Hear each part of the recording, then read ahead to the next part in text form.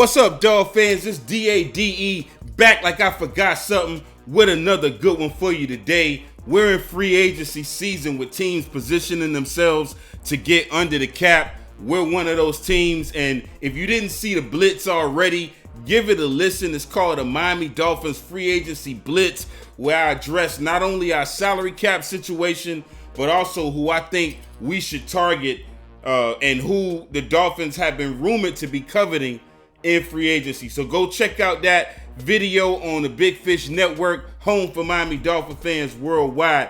After the Blitz, I put on my scouting hat once again to tackle the upcoming draft, and I released two videos recently covering both the East-West Shrine Bowl and also the Hula Bowl draft prospects.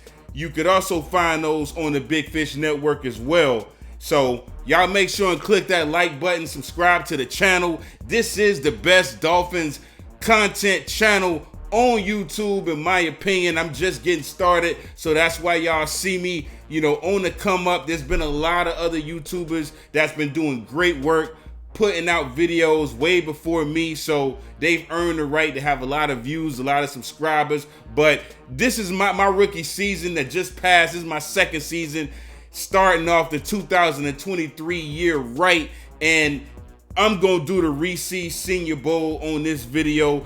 It's a lot of people still talking about two of this, two of that, two of this, two of that. They're addressing all the rumors. If I wanted to, I know I could do the same thing to get views. It's just two of y'all to death, but there's other players on this team. There's other players that can help make Tua better, that can help make the offensive line better, that can make the wide receiver room better. We got to talk about that. There's other things to talk about besides the rumors, conspiracies, and spins that you hear the media talking about. So I'm going to do my due diligence and make sure I do my job, and I'm going to talk about positive things that we can look forward to on this team. So, like I said, there's Senior Bowl prospects that I have on my draft board. I was actually in attendance at Hancock Whitney Stadium on campus of the University of South Alabama Stadium. Y'all can see the picture right there with me at the stadium. That's proof that I'm doing my job. I'm out there scouting for y'all, scouting for the team, seeing who out there for us to add to this squadron. And the national team defeated the American team 27-10.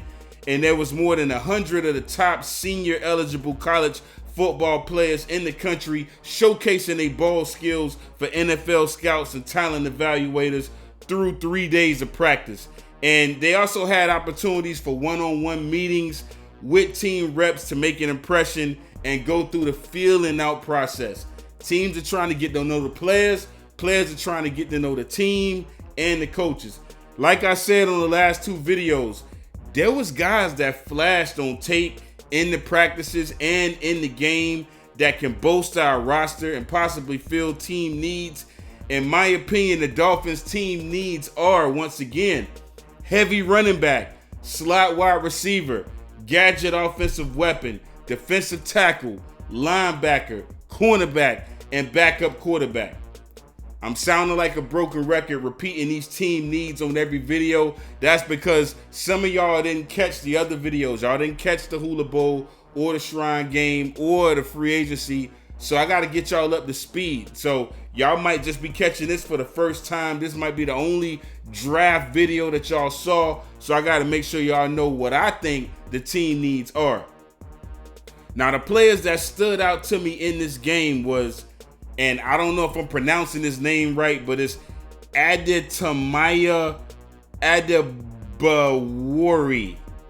Adetomiwa Adewori. These guys' names, these players' names are getting crazier by the day and harder to pronounce every single year. But as hard as his name is to pronounce, his name was ringing bells all the whole Senior Bowl event. His name has been ringing bells. He's a defensive lineman, maybe a defensive tackle or a defensive end in a 3-4, it depends. But amongst the scouts, like I said, he had a dominant showing in practice. He didn't flash much in the game, but he's a 6'2", 284-pound wrecking ball who was wrecking one-on-one drills against O-linemen that was bigger than him.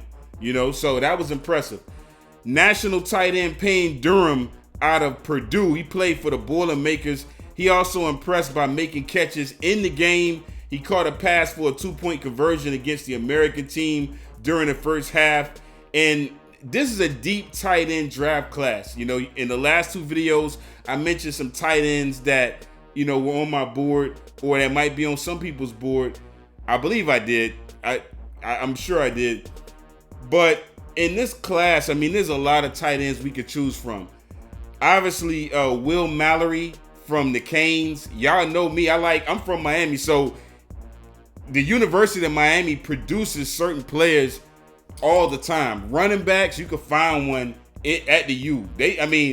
Mark Walton, out of all they running backs, Mark Walton is probably the least talented, and he's real talented. He just got into a lot of legal trouble, but he's the least talented running back when you think about Duke Johnson and Willis McGahee, Frank Gore, and even Mark Walton was good. So you could find a running back from the U. You could also find tight ends from the U. You think about the tight ends they produce.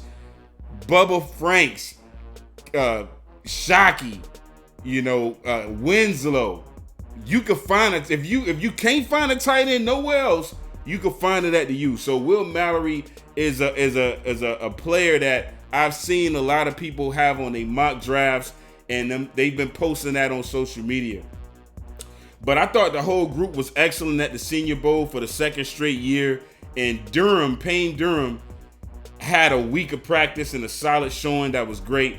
He had what might have been the play of the week in practice Thursday when an early arriving defender knocked his helmet off, but he still caught the ball for a touchdown. I think he could be a good option for us at tight end possibly, depending on what we do with Gesicki. Like I said, free agency, we're in free agency season. It's fast approaching as far as when teams are going to be able to, really do a lot of research on players and try to covet and go after players. They're going after them right now. They're looking at players right now. But Gesicki's going to be a name that a lot of teams are going to be trying to, call. They're going to be trying to call and find out about him. DeJuan Jones, he's an O-lineman from Ohio State. A lot of fans still think we need to address the O-line. They still think that right tackle is a need. I don't think right tackle is a need because I think we've invested already in the O-line. Y'all have heard me talk about that. Austin Jackson, I think he can play right tackle. Yeah, he's been hurt. Yeah, I didn't think he did that bad at left tackle when we initially drafted him before we signed Teron Armstead and moved him. But he's going to be at right tackle. He's young. He's not a turnstile. He's giving up sacks here and there. I haven't seen a lot. I haven't seen many sacks that he's given up when he's been in there, but he's young, and we got to think long term. Yes, we got to think short term, but we also got to think long term. No, I don't want an O-line full of 31, 32-year-old linemen. I don't care how good they is. Maybe 1 or 2. We got Teron Armstead. He's a vet. Let's have him teach these young linemen how to play while he's making his money on 2 and 3 year deals. And he may be able to teach Austin Jackson. Some of these linemen take more time to develop than others. So, we got to be patient. But DeJuan Jones, he wowed everyone at the weigh-in, checking in at 6'8", 375 pounds, with a Senior Bowl record 89.5-inch wingspan. So a lot of scouts had him written on they board. Just off of that, he got in only 1 day of practice before suffering concussion-like symptoms that kept him out of the game. He only got in 1 day of practice, what I meant to say. But he showed enough, in practice. He showed enough, and he might wind up as a first-round pick. You never know. Scouts, again, they love O-linemen with long arms. Long arms because it's easier for them to keep defenders off of them, and that matters as far as stopping them from being able to shed. Tight end Luke Musgrave is another one. The highest rated pass catcher coming into that week. Musgrave did nothing to take away from that status during Senior Bowl practices. He might be better than Payne Durham. 6'5", 255 pounds, a little bit heavier than Gesicki. He's been compared to Travis Kelce and Dalton Schultz.